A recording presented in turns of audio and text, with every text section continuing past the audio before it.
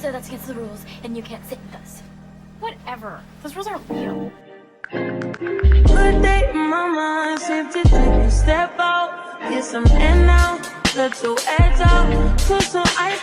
Welcome back to Girl Code Media. My name is Chanel. I am the host and the author of Girl Code. And today we are at Loft of Luxe here in Columbus, Ohio. It's one of my favorite places for our first salon series. And I have beautiful tastemakers, curators, educators, therapists, all the it girls from Columbus, Ohio are here to have this conversation with me today. We're gonna get started with our conversation. So we're gonna play this game called Never Have I Ever. I have early child care background. I work with the youth. So I have all the games. I'm a big kid. So this is one of my favorite group games. So I'm gonna give you guys the Never Have I Evers. And if you have done what I said, you're supposed to take a shot, a little sip, okay? All right, the first one. Never have I ever got tattoos with my best friend before. Matching tattoos?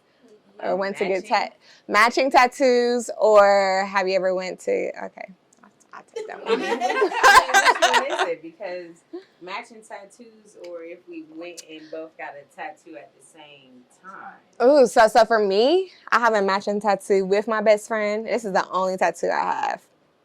So we went to get it together. Okay. So, no. Okay. It's a matching tattoo. Hers is a little bigger than mine, though. I'm not going to lie. Like, hers looked a little different. But, yeah, we were like 19, and we just went to somewhere to get a tattoo. But, yeah, this is my only tattoo I have, and I got it with my best friend. That's the only one? That's the only tattoo I have. Do you want more? No. No, I mean, if I do, it's like one of them places where it's, like, hidden. Yeah. Like, them little cute places where only you know me. But then I have like this idea to have one on my neck too for some reason. Like I be wanting that. Oh, that was extreme. I know.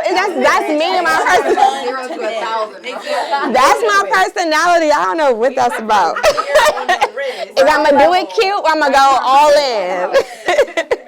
All right, the second one. Never have I ever had to lie for my friend or create an alibi for my friend.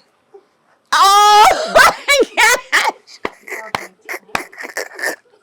Wait, what happened? Somebody got to share a story real quick. It's been a few times. Oh man! My friends don't do that. And then the secret, you got because they toxic. Those secrets got to still stand strong. Mama might be watching. I won't say exactly what happened, but somebody's mean. Wanted to know where we were at. Somebody's man wanted to know where we were at. Yeah. And I was told ahead of time, like, this is where we were. And I was like, okay, cool. So when he asked me, I told him. But we were young. We were like, probably like 17, maybe 16, 17. But there's been a lot of times, especially like with my friends' parents. Mm-hmm. What? Like, I said I was at your house. I was staying at your house. Oh, yeah. Like, yeah. But it was always probably just somebody's significant other. Yeah, that's what I hear a lot. Mm-hmm. That's the same for all you guys? It was a significant other situation? Yeah. And they're what was yours? The parents. I don't like significant others. That's not like my business. Okay. There has been another time, too, where someone put me on their resume as their boss, or, like, somebody totally different.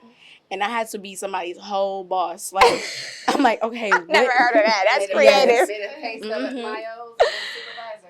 Yeah, like, I was just like, okay, I don't know what to say, but. Dang. Okay. So the next one is, I've never used my friend's social media account to snoop. Oh, come on. MySpace. Come on. Okay, we all should. Let me pass the mic because. Who has a story? I mean, my story. My ex was like a serial cheater, so. Oh man. Yes, it was a point in time I was going on a different friend's page every other weekend. So yeah.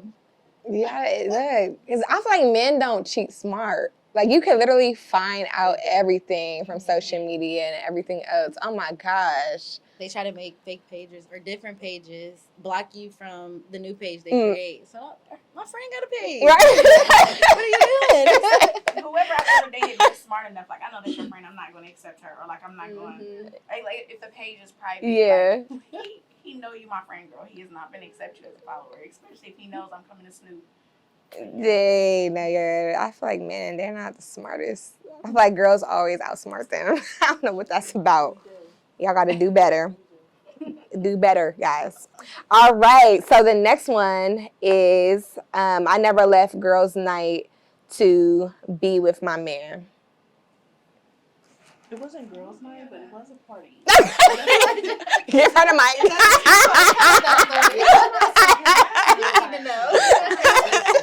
Like girls' night, like Right. are we saying girls' night is You was out with your all friends. going out tonight together all night? We Yes. made a plan to be together, right? Yes. And then I'm dipping out. Yeah. No, I've never done that. Okay. Yeah, so I've never done that either.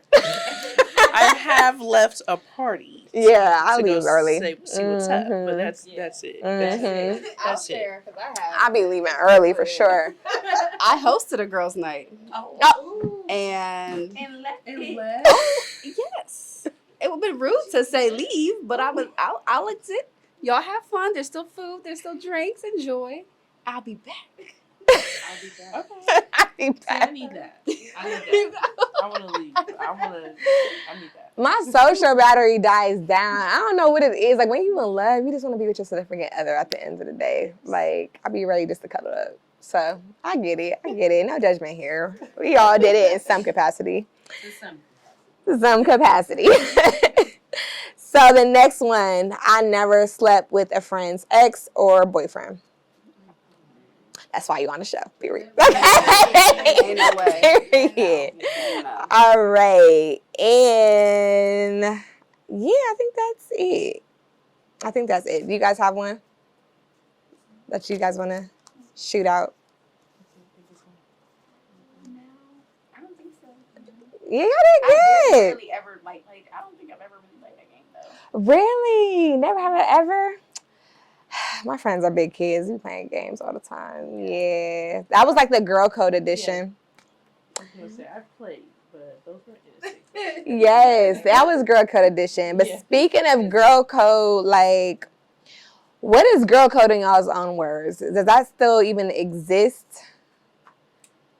For me, it does exist, but I don't think not as much. I mean, it exists to me, Yeah. but I don't think that like women or girls abide by it as much. Like, I don't feel like Yeah. the rules are always followed as much as they were before, in my opinion. I think that, not to compare men to women, but men, their bro code is still solid. But I feel like women still struggle with girl code. I agree. Yeah. But Heavily. what I think girl code is, when I think of girl code, I think of like an unspoken agreement, like a love and a loyalty between women. And obviously there's levels to it, because depending on, like, you know, the relationship and like how long you've known somebody. But even for strangers, like if I never met you, I don't know your name. Like, if we're in a situation where I have to have your back, I don't feel like we have to huddle up and talk about it. Like, I should just know. Like, it's unspoken. So yeah, that's what girl code is to me. That is good. You could go around. Because I think I have this pretty much the same definition as these like implicit and these explicit rules. There's some rules that should be shared, and like, hey, here's a boundary for me. I need you to not cross this boundary. Yeah.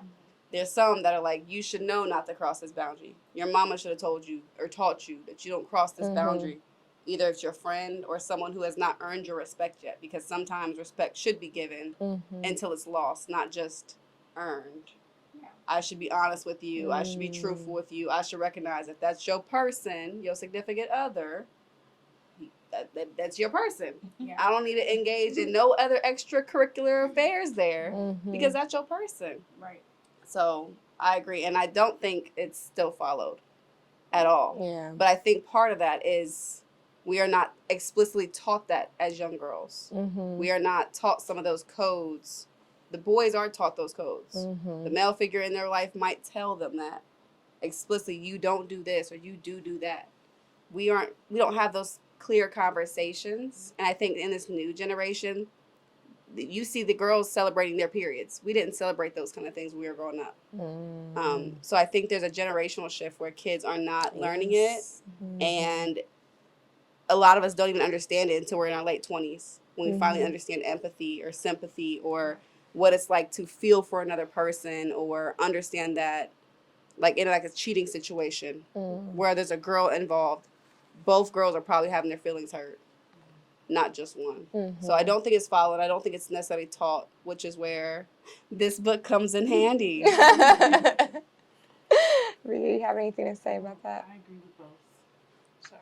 You're okay. I agree with both. I don't really, they said it all. Yeah, I You did. have something to say?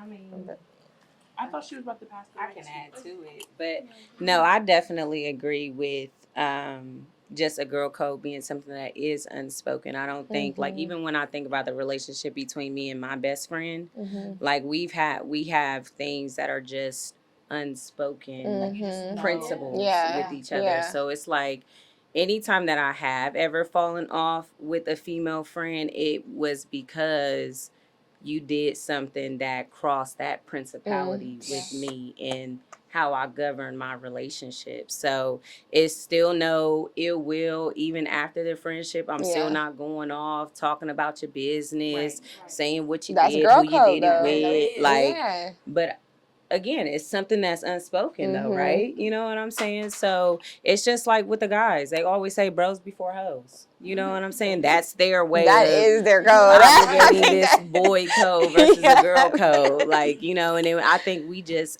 as we got older, we took that terminology too. Like, it is bros before hoes. More so, we the bros, and they gonna be the hoes. Yeah. Drink to that. No, but that's good though. That's how I feel. I feel like women just, I don't know, for some reason, I don't know why it is, but I feel like what you said about us, our generation, we weren't really taught it. Like, but I feel like God is really raising up a generation now, like us. We are wanting to teach the generation after us. Like you said, like you wrote this book, and like we're having these conversations for the girls that come after us to learn. Absolutely.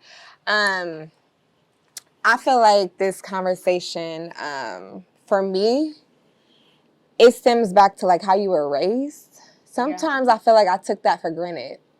Like I was always the good girl, like the light in a dark place. And I was around people who always got into fights. And they were amazing girls, but they were sleeping with their friends' boyfriends. They were doing things that I thought common sense would tell them that's not right. Yeah. Common sense isn't common. Yeah. Not everybody has that. Like, it is taught, and it has something to do with how you were raised. And we didn't have the tools growing up. So now these upcoming mothers, they're raising their daughters. And it's like, I see the girl culture getting worse and worse. And I just was like, okay, you know what? I'm about to write a book because, again, common sense is not common. And girl code, to me, is just morals and values. What do you stand for? Yeah. It's your morals and values, and that shapes your belief system and your actions. But I'm like, okay, I'm going to put this in a book because I realized those girls who were fighting over petty stuff and, like, losing all their friendships, their moms died when they were 8. They didn't have the stuff that, you know, I take for granted, which is a loving mom or like role models or church family or people to sow into them. Yeah. So I'm like, okay, you know, I'm about to write this book, but also I know I messed up sometimes. I didn't follow girl code all the time. Yeah. And I see, you know, like in that older generation, they just give you the code. Like, you never do this and this. They don't tell you why. I'm always like a challenger of that. Like, okay, well, why y'all tell me that? Like, I'm gonna have to find out for myself. That's how I've always been. Like, experience is the best teacher. So I haven't always followed these codes, but I'm like, okay, I'm gonna write this initially because at the end of the book, you could put your own codes in it and you could pass it to the next generation. You could pass it to your daughter. You could figure out, okay, what do we want to stand for, right? So this book is basically divided into 4 themes: yourself, relationships, friendships, and business. And I wanted to expand what girl code means, because when people talk about girl code, they talk about only with like friendships. But again, it's morals and values. What do you stand for yourself? So we're going to get into that today. So I have a few girl codes I want to talk to you guys about. And you could talk about like if you broke the codes, if you even believe in the code, or something that happened surrounding that girl code. And we're going to just talk to basically just help this next generation and just share wisdom about our experiences. Okay, so the first code, I'm going to pass it to you. But the first code is going to be in the yourself category. Since we're talking about inner beauty, so I wanted to highlight this one specifically. And the code for yourself, girl code 49, says, love your imperfections. Beauty is in the eye of the beholder. That is something that I was taught. So what does that mean to you guys? Do you agree with that? Did you ever have a time that you didn't abide by that, or didn't feel like that was a necessary rule, or you didn't believe that rule? Just how y'all feel about that one? Growing up, I would say I didn't love your imperfections. Like, as a little girl, you just think, like, everything has to be perfect. Like, I need to look this certain Even now. way. Even now, too. I need to look this certain way. Yeah. I should have this. But now, as a grown woman, I do believe that I am flawed. Like, but I am still able to be loved. I am still, despite all my flaws or imperfections. So, yes, I do believe that that is top tier girl code. Absolutely. You gotta love every bit of yourself. The flaws, the things that only you know about yourself, you have to love those parts. Like, Absolutely. because that's what makes you you. Absolutely. So I do agree. Absolutely. I agree with what you said. And I think the younger self of me, and I say younger, like 2 years ago self, was still figuring out Couple how months. yesterday. Okay. Like, still figuring out how to love who you show up to be. Yeah. And I think things became really challenging as we entered the social media era, because we are the generation who experienced that change and like seeing that there's so many variations of women, and like you might find a different woman beautiful, but you don't look like her, and that literally is okay. And like accepting that you don't have to look like someone or be this representation that they make us believe is a picture of beauty, because they will sell us some pipe dreams and what we're supposed to look like. But in reality, if you let your inside beauty shine and who you are as a person and follow God's path and what that's meant for you, your beauty will always come through. And I think finding that moral, that higher purpose that you're answering to, that higher calling, whatever that may be, I think if you align yourself to that, you find beauty in it, because otherwise you're lost. You have nothing guiding you to that long-term goal of this longevity of life where we have impact and legacy. So. Absolutely. That was really good.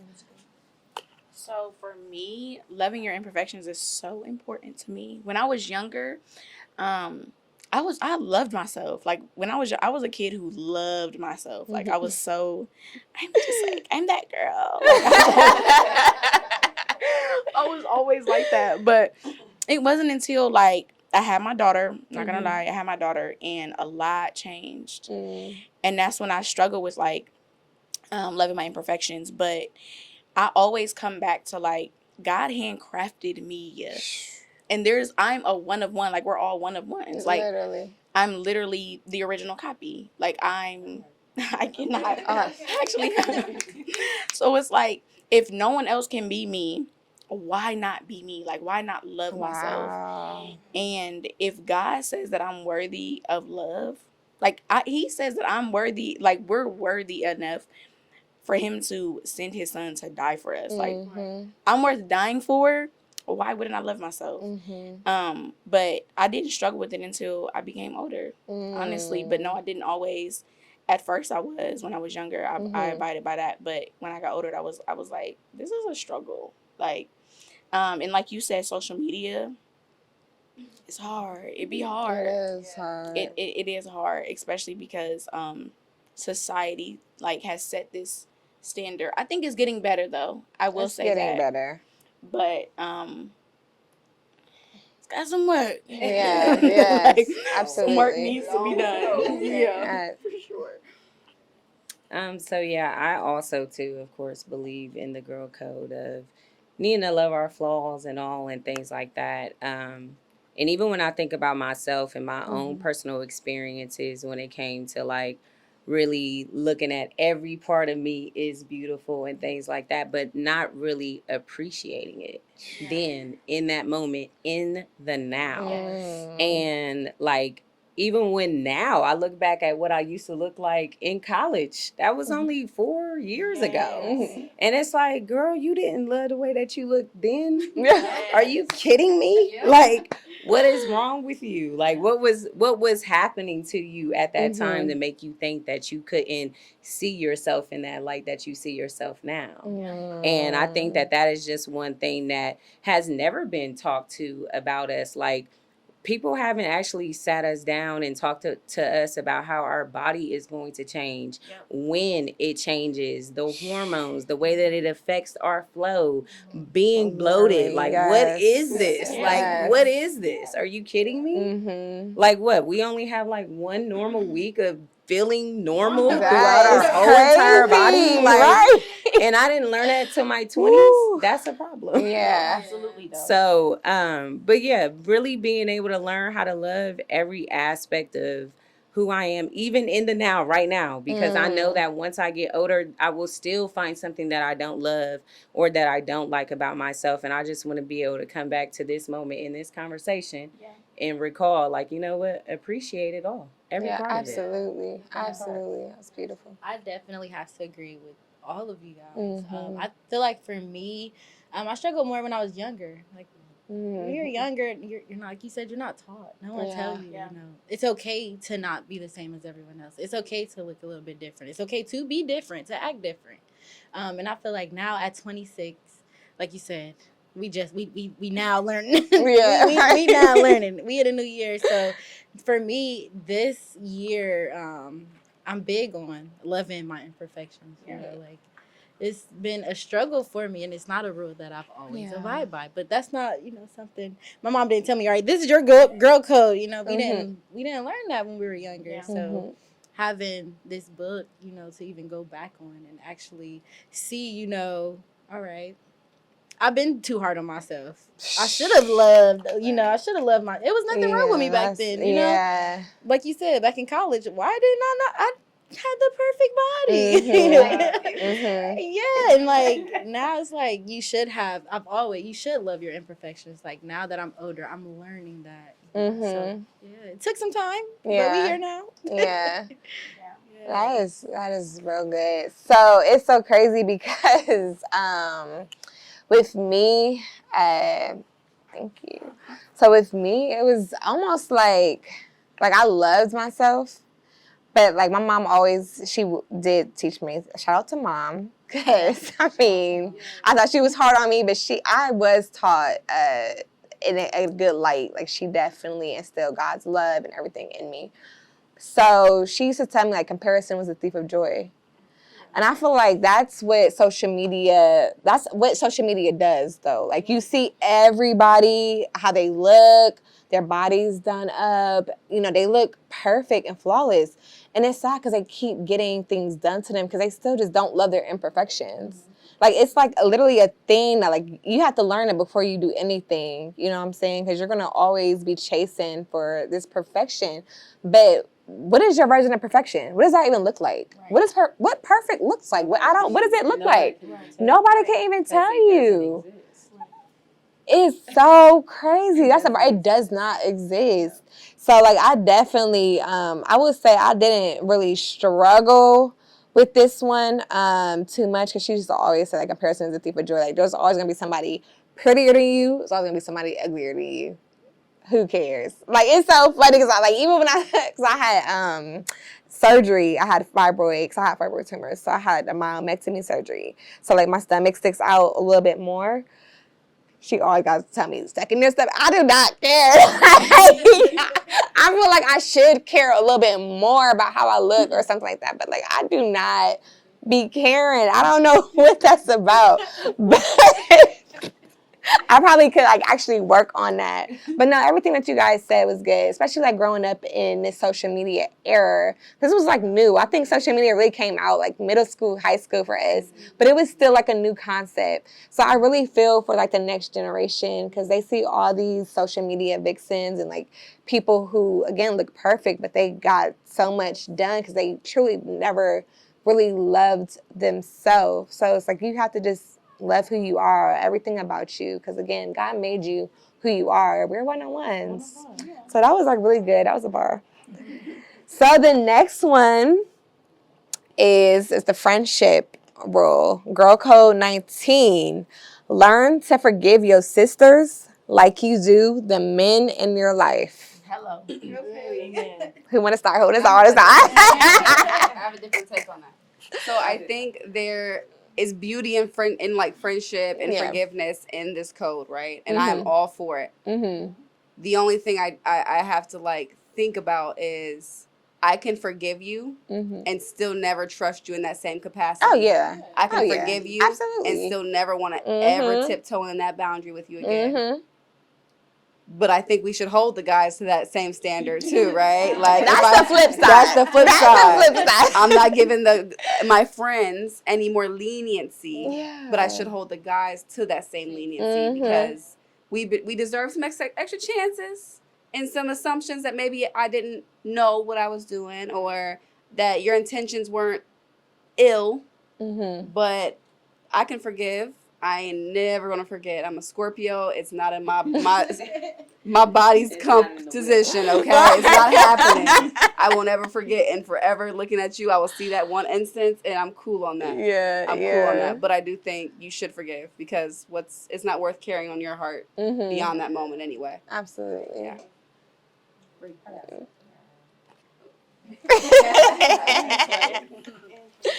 So I won't say that I agree with the girl code that you should, like, I think I agree with it in the way that you put it. I like the way that you put it.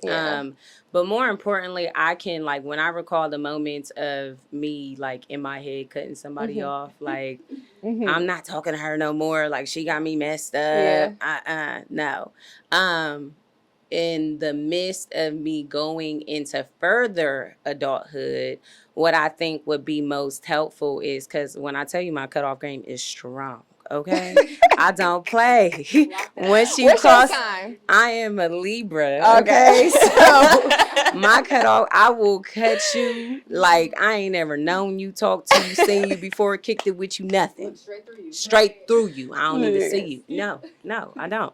But anyways, what I'm saying is in the midst of me growing into more grown woman adulthood is those friendships deserve the conversation. And not saying that it could have been like, okay, we can become friends again, but more so like, okay, I should have been more mature enough to sit those people down and had a conversation with them and told them where I was coming from, why I don't, wherever it is, or even to try to gain a better understanding of where they was coming from. But during that time, like I said, my cutoff game was super strong. You did something I don't like, I don't fuck with it. Sorry. Mess with it. Then there's nothing that I can do for you anymore. We are not friends because I would say I'm a genuine person. When it comes to the importance of friendships is we need to be more intentional about the women that we have in our life.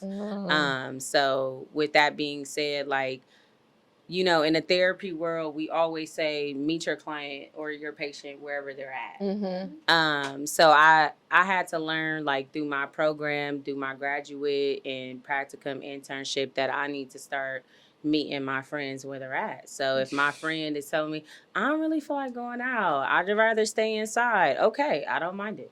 I'll come inside with you. I will meet you where you're at. Or if I know that, I haven't talked to this person, but I'm thinking about this person, they're on my mind, let me reach out. And then also, like, I don't know if y'all have ever had this, but I've also had friend telepathy. Like, you know, when you really share an emotional relationship with your friends and they hit you, I'm like, girl, I was just thinking about you. Or I hit them up and I'm like, they was like, girl, I was just thinking about you. I'm like, girl, that's that telepathy thing that we got going on. But yeah, so I just think like if we can all be more intentional, like about all the friends that you have, whether it's an associate, close friend, best friend, just be intentional and check on everybody. You know, see how everybody doing. That was really good. I feel like too. I think always having those honest conversations too, because like for some people, they are the intentional ones. They're always the ones checking up on somebody else. But when they're in need, their friends don't know what to do with them because they always set the tone in those relationships. Yeah. So like being honest, like this is what I need in this moment. I need you to show up this way. Can you do that? Yeah. Instead of like just cutting somebody off because silently. Yeah. So those are like really good points. So the third girl code rule. So this is the second relationship girl code rule. Know your worth. It will save you so much time in your dating life because you will already know up front what you're willing to tolerate. Yeah. I agree. I agree wholeheartedly. And I will be honest. I did not always know my worth. Like it took a whole Who lot teaches of, that? Yeah. No, for real. It's a continuum. Yeah.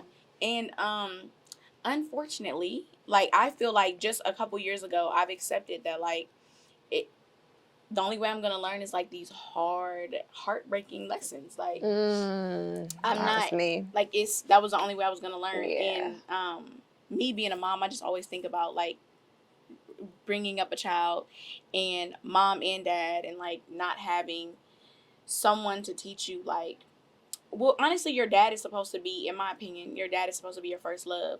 So like he should have taught me what I should have been expecting. Set a tone. Yeah. But because I didn't have that, it was like trial and error. Yeah. I gotta figure it out. I gotta hit this wall a million times to be like, I deserve better than that.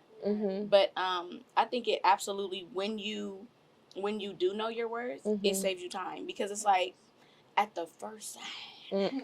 I mean the first sign. I'd be like first red flag. No, I'm not. And it's like, of course, set boundaries and stuff. And you do have to communicate your boundaries, like you were just talking about with friendships. Like, I'm working on like, okay, let's talk about it. I'll tell them. But some things is just like, you should just know. Yeah. Like you should know. Yeah. And I know that I'm worth more than that. But now that I do know, the time do not be wasted. I'd be like, can't do it. Period. We can be friends, but that's it. No. It definitely saves time. Yeah. So, I think this is one that's still fluid for me. I will be very honest and open about that. It's very fluid. I know my worth, but I also struggle with what that looks like in finding a partner. Because I think as women, as a successful Black woman who has 2 degrees, I know what I come to the table with. I know I'm very educated. I know I come pretty stable. My son's good. I'm good. Like, here's a lot of bars that are already set. Am I forced to then only look at partners who are above this bar because I figured it out early on in life because I had no choice? Or is there leniency or understanding for them not being all the way right here, right? And like, is it more valuable to have someone who meets me emotionally where I'm at and is still on their career journey of figuring things out like that? So trying to understand what that worth looks like. I do feel like you should know how to be treated. And I will agree. I think your dad's supposed to do that. For me, my dad did that up until he passed away when I was 12. And I can say, it's okay. It is okay. Life happens. But what I can say is he instilled like the power of my voice in me. And that you never sit back and just not say anything. To my teachers, to my mom, to anyone. I'm not just taking a yes answer, a no answer, none of that. Because I have a voice. Like he instilled lots of things. It didn't get necessarily to like the extra step of relationships where we probably should have gotten to as at 12 years old, puberty was coming. Like, come on, man, we could have had those conversations. But, you know, I think there was some foundational work that, like you said, your father, that male figure, is supposed to establish as a young woman, because knowing that even when you try to tell me something, or you try to flip my words on me or anything like that, I'm not going. I'm not going, period, because I never will shut up. I never will take this step back or be quiet. And knowing that about myself, there is my worth. I will say something every time. That's right. And I had a mom who didn't know her worth either. And I think some of that, you might mention mommy issues earlier. My mom didn't know her worth. She didn't know that. And so I think it was so hard for her to try to teach me otherwise. Yeah. Because I'm watching her struggle with that. Absolutely. So I'll say that one's I'm definitely more fluid on. And it's hard. It's a hard one. And I think that's where these conversations and meeting women who are either beyond that journey or engaging that journey too is going to push that forward. Yeah, absolutely. There we go. Yeah, I gotta agree with you, especially like you said, like our parents don't always know their worth. Our moms didn't always know their worth. My mom, you know, love her to death. It's my best friend. You know, don't get me wrong. She raised us the best she could as a single mom of 4 girls. I'm the youngest of 4 girls. She did the best she could, but she didn't know her worth. Right. So it's not anything, you know, she told us like, you know, this is what you do accept. This is what you don't accept. You know, that's something you kind of learn over time. And that's a rule that I'm actively working with. Like I said, being older, that I'm 26 years old, I've learned my worth. I've learned that, like you said, as a successful woman, you know, it's certain things you're not gonna just take, you know. So I gotta agree with you there. Yeah, absolutely. But even going back off of what I believe you said, I think, like, you know, it does look different depending on what level you are in or at the stage of your life. Like, you know what I'm saying? So, like, even when I think about the things that I accepted or tolerate versus now versus what I did then, I think when I was younger, I was really like, I ain't dealing with this. Nope, I'm out of here. Versus now, I won't say like my worth has depreciated in any sense, but I think I have just given more of my heart to certain situations too. Like, to like challenge instead of closing myself off, to challenge myself to continue to open myself up more and more and more and become more vulnerable in every situation that I could be, because I noticed back then it's just not vulnerable at all. And how can you really see your true worth if you're not fully vulnerable with yourself and you know what that actually looks like, so that way you can show yourself grace and compassion and, you know, based on how you maneuver through your relationships. That's right. I think, did you say something about this? No. Yeah. How do you feel about I think that it is important to know your worth. I feel like I know my worth, but dating makes me, how can I put this? Like, I feel like experiences allow me to build more of, like, I don't know how to put this. Yeah. You're gaining knowledge. I'm gaining knowledge about myself. Yes. Yes. New Like, lessons, new knowledge. exactly. Try. So I'm still Different levels. Exactly. I'm still learning more about, like, I just turned 30, feeling myself, honestly. Period. But I'm still learning more about Bria, like, and what, like, now it's like, okay, I'm not gonna tolerate that shit. Like, nah, like, I'm good with it, but I'm learning to speak up for myself, like, because most times I'll just chill, I won't say nothing, but I'm learning more that it is okay to speak up for myself. It is okay to let you know where exactly you're fucked up at. You know? But, you know, I do know my worth, but I'm learning more daily that I am worthy. I am worthy. Yes, you I are. am well deserving of everything my heart desires. So I'm Absolutely. enjoying it's hard, but I'm also enjoying the experience. Like, I feel like 30 just took it a little more deeper for me. Like, I'm not tolerating that. I don't care what I tolerated at 29. I am not tolerating that. I'm a new me. Like, I'm 30 now. Like, the price went up. Like, so it's just every sentence, I'm 30. Yes. Like, I'm not tolerating none of that. None of that. Period. So I think I'm learning my worth. Like, it's an ongoing process too. I think it's going to forever be an ongoing process. Always. I was listening to this Mary J. Blige interview, and she's 52 years old, still learning that it's okay to not be okay. It's okay to fail sometimes. It's okay to not have it all together. She's 50-something years old. Yeah. Like, you know, so that makes me realize that, one, I'm exactly where I need to be. I'm learning. I'm experiencing all these things to shape me into the woman I'm supposed to be. So. Absolutely. It's so funny because, like, I went through two. One was an okay relationship, but, like, the last one was bad, okay? But I remember, like, my friend, she kept saying, like, you have to know your worth. So for me, I'm like, I don't look in the mirror and be like, oh my gosh, now you're ugly. So I'm thinking that's the worth. But, like, you learn to measure your worth based on what you allow. Yeah. And, like, nobody just sat there and said that. Because we're like, oh, know your worth, know your worth. I'm like, I know my worth. Like, I'm not sitting here getting extra. You know what I'm saying? Like, I love myself in my eyes, but what I allowed showed me, okay, Chanel, you thought about him and why he was doing those things to you more than you thought about you being an important person in this relationship. Like, what he got going on had nothing to do with how he's treating you, period. Stop trying to figure it out. No, because you're supposed to love yourself more than trying to figure out why somebody's mistreating you. Right. Period. Right? So, like, I had to, like, really sit with myself, like, okay, Chanel, you don't love yourself in this way more because you're always trying to give people excuses and, like, trying to figure out why people do the things they do to you. That's not loving yourself. Like, you have to put yourself first. So, like, once I learned that, I feel like the game has changed. The game really has changed. But I feel like it's always going to be a never-ending process. Because, like you guys said, like, you become moms. It's a whole different journey. Like, you just never know. Like, I had surgery. It's a different journey. My body's not the same. Like, it's always going to be, like, a relearn. Yeah. Anyway. It's a term in education. It's a term we call always becoming. And so as a teacher, you should always be becoming a better teacher. You should constantly be trying to improve your craft. And I think as a woman, we're always becoming someone better and as a better person every day. So the term I've learned is always becoming. That's beautiful. So for the last rule, it's the business rule. Rule number 31. Remember, a good name is more than riches. So remember, a good name is more than riches.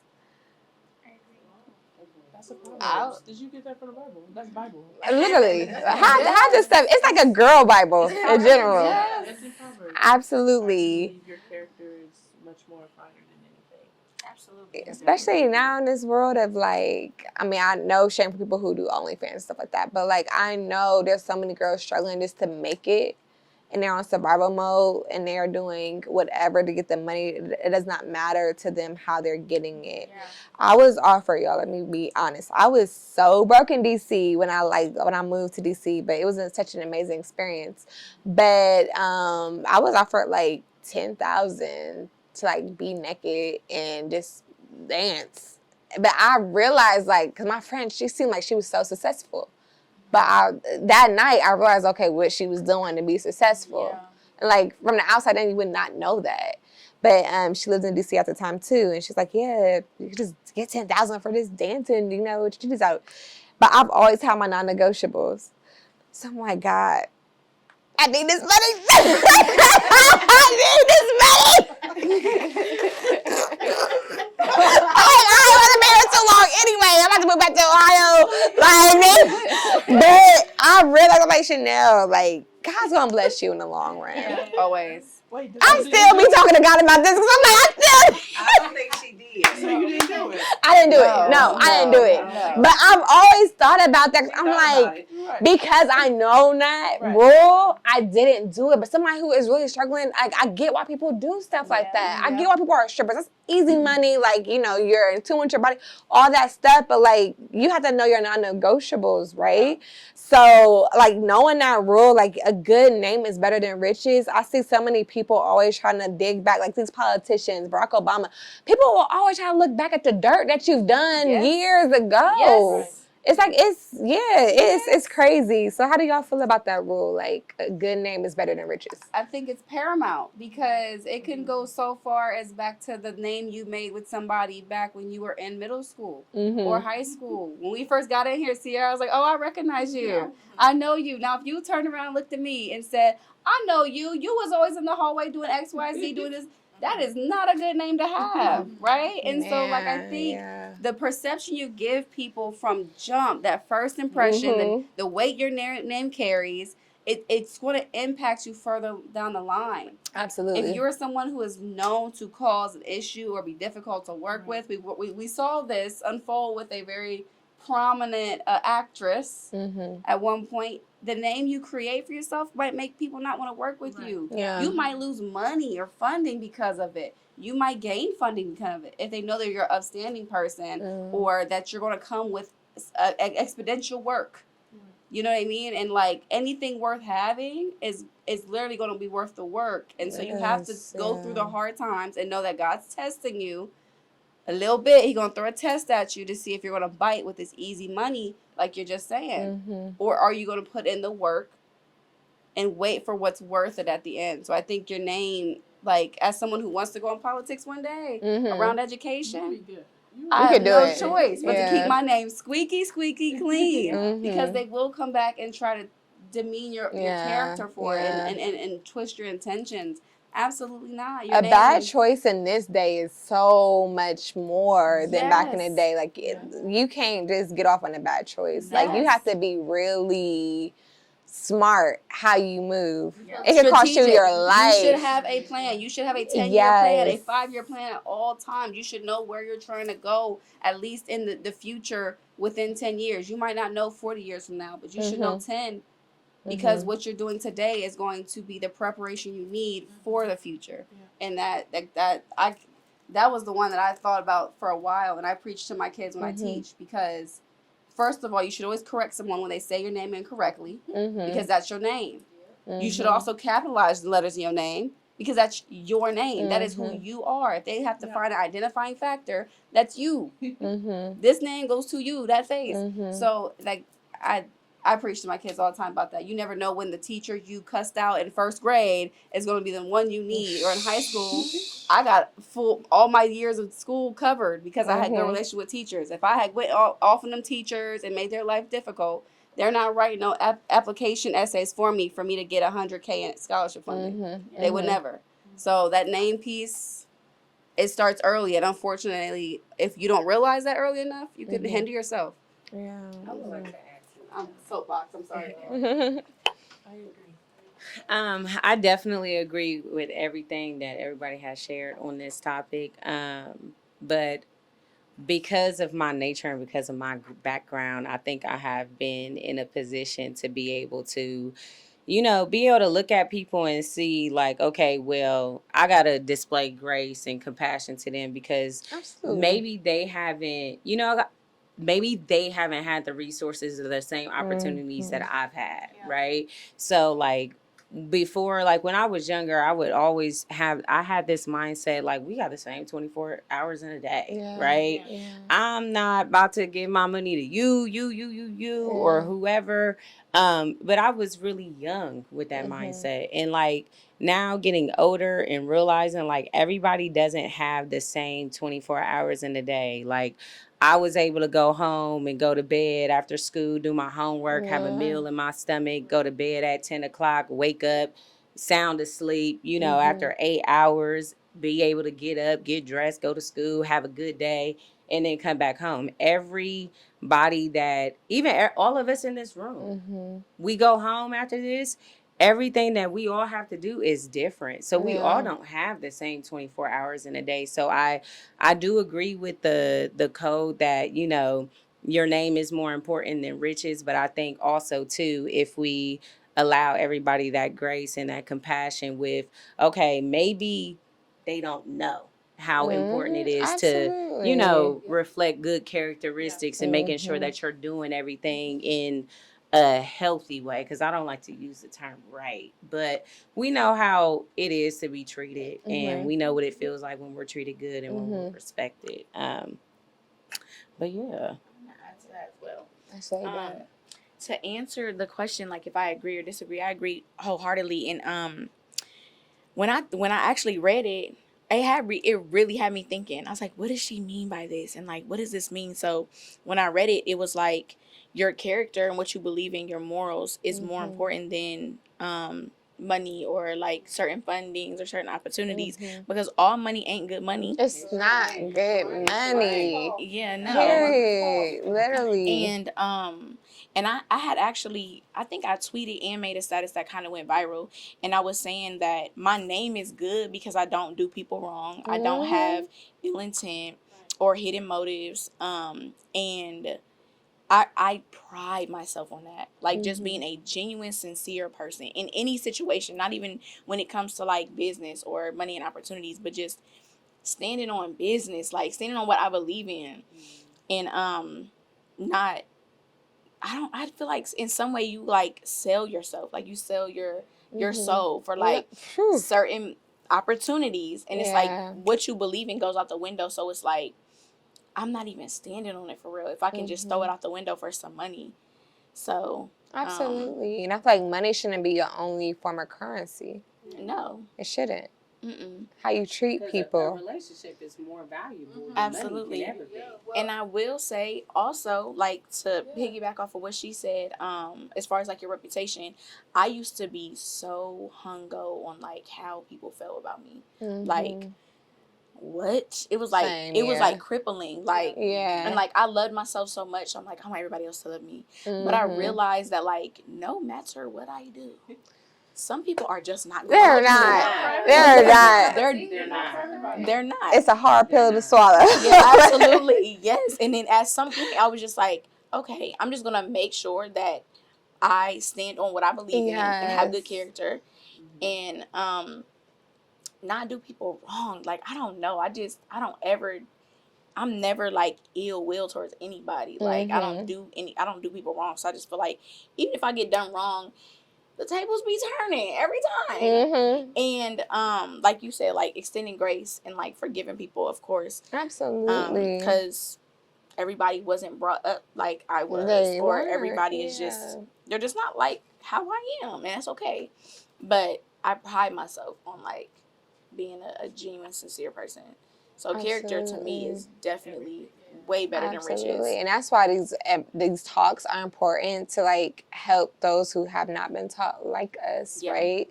And then two, I felt the same way. Like it was crippling because I felt like at a point I was starting to trying to convince people I was a good person. Yeah. And that's one of the rules too. Like I'm trying to convince you to like me. That's taking up my natural energy in the world. Like I'm over here. Yeah, it's so much. We could get deeper into that. But yes, I definitely felt you on that. Yeah. So you guys have anything to say? I'll definitely add my little 2 cents. I feel like for me, working with Girl Scouts, I've been with Girl Scouts for like 7 months. Every partnership that I've gotten has been from a teacher or a principal that I've known from middle school. Okay.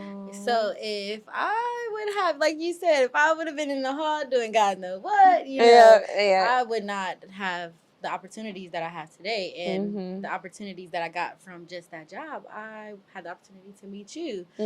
So you never know. Never know who you're going to need. You never know who you're going to need or what position that they can put you in. So I agree.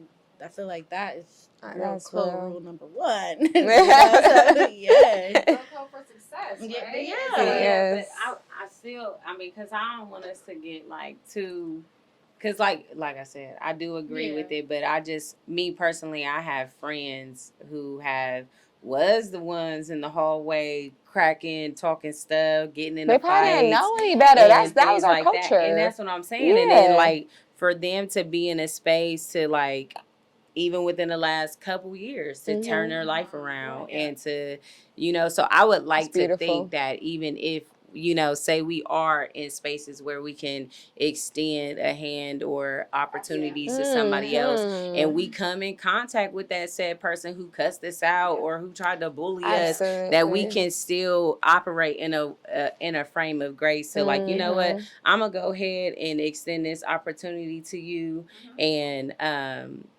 not hold a grudge and stuff like that, and just move in a more healing and open space when it comes to the people who aren't necessarily aware. Yes. And I feel like that's where your own like morals come in at. Because like even if you were like that, or you were like the one who bullied me or picked on me or whatever, like I'm not gonna treat you differently because of that. Like, because that's not who I am. That's not what I stand for. Yeah. And to also piggyback up off what you were saying, and I agree wholeheartedly. You're not your past. So like even if I was acting a fool when I was younger, like I'm not that person right now. Behind me. Because I've done things that. I'm about to say, I've literally broke the girl code a few times. Like, that's how I went to back. Because I didn't remind myself. Like, we're not perfect. And I feel like, too, with everything that's been said, for me, grace for yourself. Absolutely. It's so funny because we're always going to make mistakes, just in general. Yeah. It's like, literally, like I broke girl code before, and like I felt like, okay, God, I'm in this women's empowerment space and I broke it myself. Let me duck off. I'm not here to do what you called me to do. And I've excelled from that. I've been even more stronger and passionate about this topic because I broke these laws, these rules and stuff like that.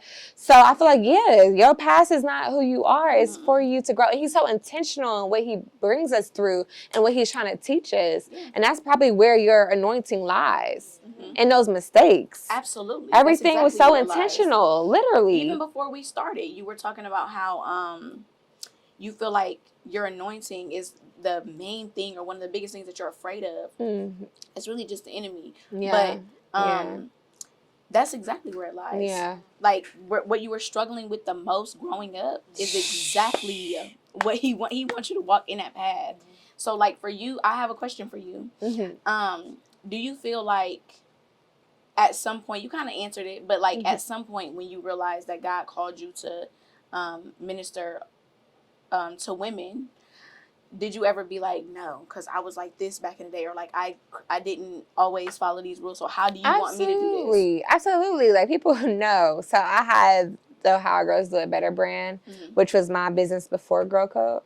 I literally would stop selling stuff.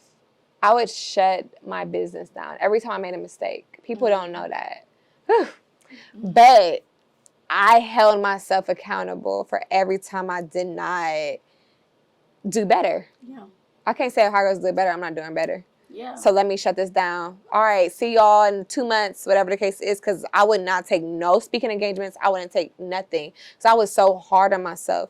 But I realized, like, God, you're teaching me how to be, because I didn't ask to be a leader.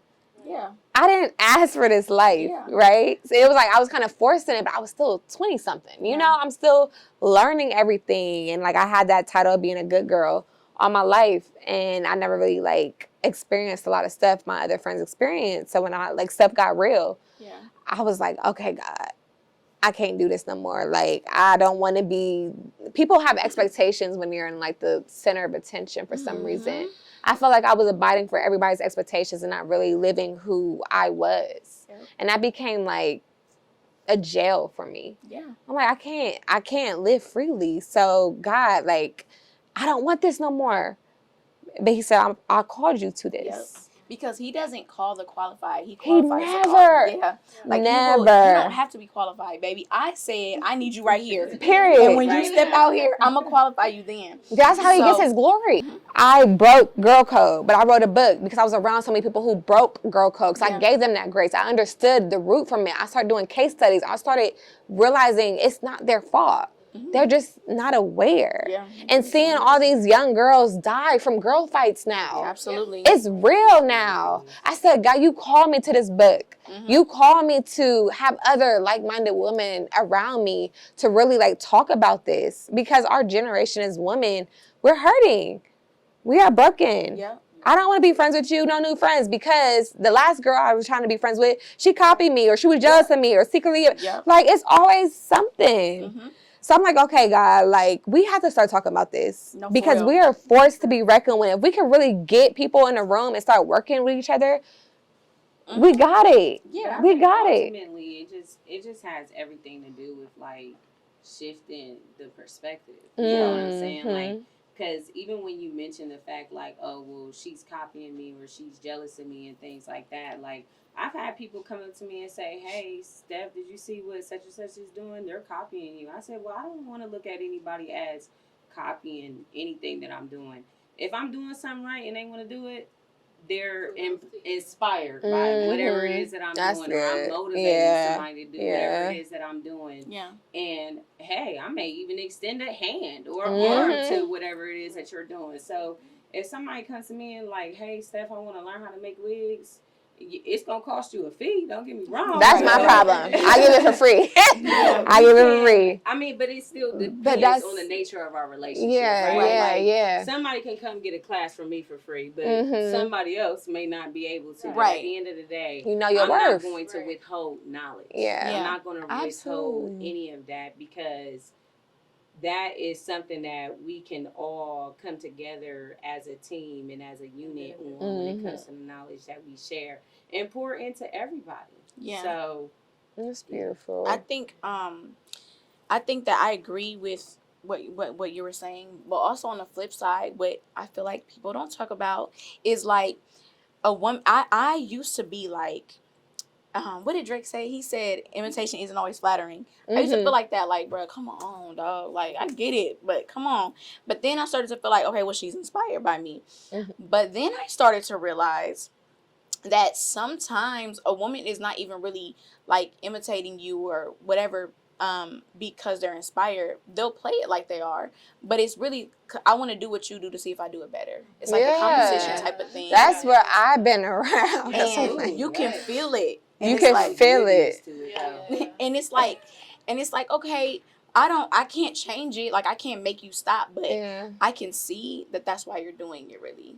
Like, it's like, I want to do what you do to see if I can do it better. So I see that she's a hairstylist, or like I find out she's a therapist. So now I want to go be a therapist and see if I can get her clientele from her. And they'll use you. I've been around that energy, and it's like, I'm so naive. I don't know why. And like loving discernment. That's where I feel like the girl code has gone wrong.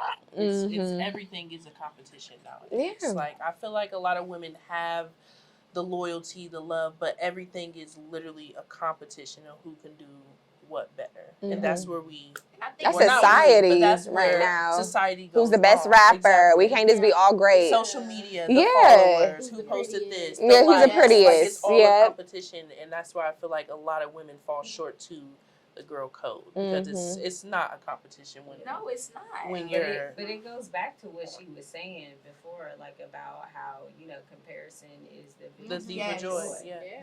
And I think that when we do start comparing ourselves to each other, we are now telling ourselves what we're currently doing is not good enough. And we start tearing down ourselves instead of like checking ourselves like, okay, what can I do better than what I did yesterday? Like, and it's not always easy coming from that mindset, because even myself, I've struggled with comparing myself to other people. Yeah, we all have. But in turn, like really having to talk to myself like, girl, it's just not your time. Like, there are still certain things and challenges that you have to go through before it is your time. And it sucks, but time ain't always on your side, but it's on your side when you need it the most. What do they call it? The microwavable blessings. Where you just want the blessing right now. You don't that instant gratification. That's just our generation. I was just literally, when I was getting my makeup done, I was like, I was talking to my makeup artist, and I was like, we were talking about, I don't even remember what it was, but it was a loss of mine that I had like 2 years ago. And in the midst of it, I was like, literally I was asking God, why? Like, why did you take this from me? Now I realize. So it's like when you're reminding yourself, like, it's just not your time. It wasn't time yet. That's why. And now I know that 2 years later. But in the midst of it, it's so hard. Especially when you're on social media, and social media gives us access to people from across the globe. Yeah. Like, everybody's that's what I'm saying. One thing I learned recently is God does not look at time. We do. We do. Like, He's the author of he's time. the It's an author of illusion. time. It's an illusion. Of, Literally. like, even like when I got denied nursing school the first time, I was so upset. I'm just like, why? Like, why isn't not my time? I'm doing this. I'm doing this. But now getting my acceptance letter, it's like, and all the smoke clears. It's like, okay, God, I trust you. I'm so sorry. Congratulations, But Harriet. it's like I have my own timetable, like, and God's laughing at me because He does not go off of our time. Like, you know what I mean? So I think us learn that, yes, it's not always our time. And even Ecclesiastics tells us that. It's a time for every little thing. So, you know, just knowing that your time is coming to be happy for my friend who is it there.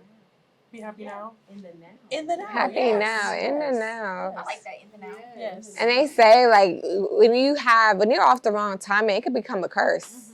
That blessing could become a curse. Being on top at the wrong time could end everything. But you know what? I think that's how God sends His messages too. Like, literally. You know what? You want to go there so bad, I'm going to go ahead and take it. Go ahead. Just so you can fall. Just so you fall. And be I ain't humble going to about let it. you break or anything, but you going to fall. You Yeah. hit your head a few times. You have to Until learn you that. can learn that everything is going to be on my time, not yours. Absolutely. That's And so I had good. to learn that because, I mean, We all anytime did. that I've ever done anything that I was not supposed to do, guess who got caught and in trouble the first time? The first time. He don't let us. Man, like, I could never do nothing, man. I'm getting caught. Are you Yeah. kidding me? Yeah. Like, but nobody else is getting caught. Nobody. You're joking. That's how you know you're joking. called, though. You're joking. You can't do what everybody else do. Like, that's but how you know that's you're not called. fair. But it's not fair. I know. You can It's let not me get fair. away. That was me. Yeah. Some of the stuff I shouldn't have been able to make it out of. No, but I for did. real. You get those first 5 Yeah, steps, but the for next sure. 5, Next time, Right, I have right. to sit you down. Yeah. Oh my gosh. And initially, a lot of people, and I was just talking to somebody about this, but it was about parenting, but it can go, any way. But initially, when guys like, okay, you want to go up there, go ahead. We think it's God ordained. Like, I'm up here because God, and it's like, baby, you're not even in line with God. You don't know that. That's a whole nother podcast. That's a whole nother one. So what would be, you guys, if we could go around to end this conversation off, what is your favorite girl code, or what is one thing that you would tell your younger self? And we can start with you and just head off there. Shamelessly, I had one, but I was real intentional. Okay, it was 49, and this I think is a business section. I am heavy on the business because life has thrown me too many curveballs to focus on anything else. Business will keep me afloat. 49, I believe, says expand your vocabulary. Your speech is your power. Yep. And of course, I speak all the time as a teacher. I understand how quickly my voice and my words can move a group of 300 kids from point A to point B, or to understanding something. And I've done public speaking. I've done things like that have taught me that the vocabulary you have will elevate your speeches and therefore elevate your opportunities. But I think, based on some of the conversation we've had today, elevating your vocabulary will actually elevate your communication style with the people who you care about the most. And being able to heal some of those inner wounds that only words can heal, because we need to hear something from someone and we need to communicate how we need to hear it. But if I can't give you the words for how I need to hear it, we're lost. And so mine's is the vocabulary one.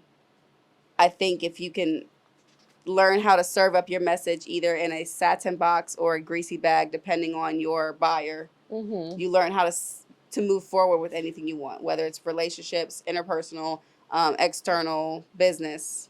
If you can sell it, if you can have that 30-second elevator pitch and it work and it make that point, you're golden. So that's mine. Absolutely. That was really Anybody else good. ready? Are you guys ready? No, we're just gonna pack.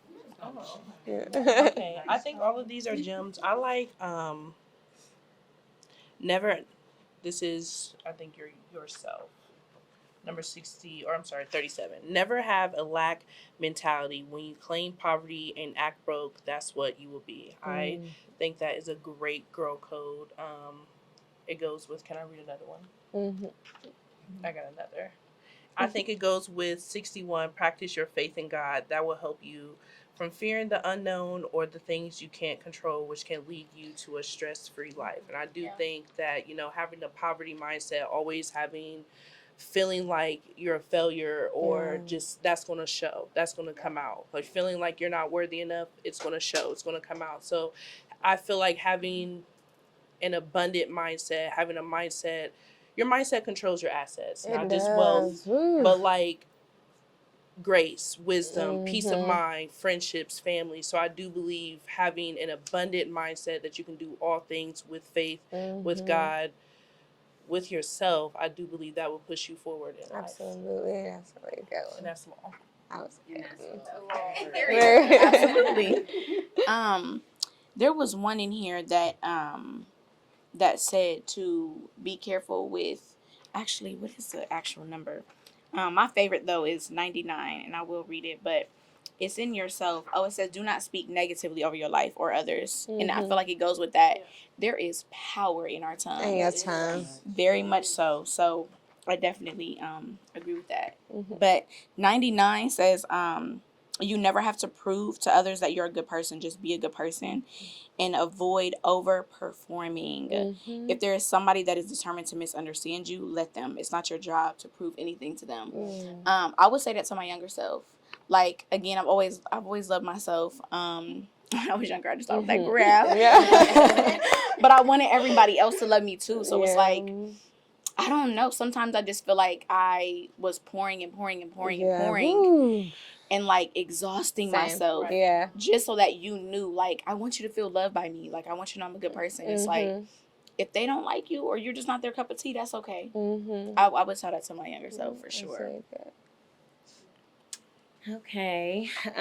So I haven't looked through all the girl codes, but when I was flipping through the relationship code number 6, you have nothing without trust and communication. And most importantly, like even in my adulthood, like when I was younger, I thought trust meant something completely different than what it actually means now.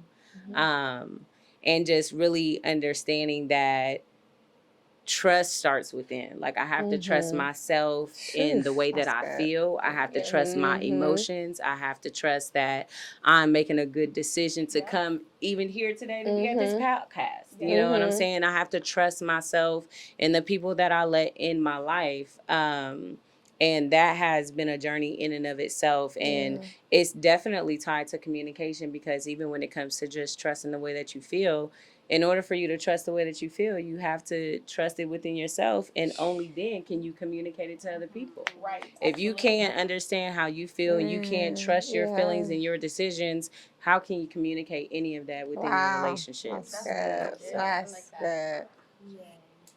All right, so for me, I'll say Girl Code 144, from yourself. Allow change to happen in your life. Change can be good and needed. So for me, change is probably one of the hardest things I've ever done. Like even getting out of high school, I was a waitress for 8 years. Went through college, got a degree, still a waitress. I didn't want to find a new job. I was just comfortable. And I think us as women, we get too comfortable.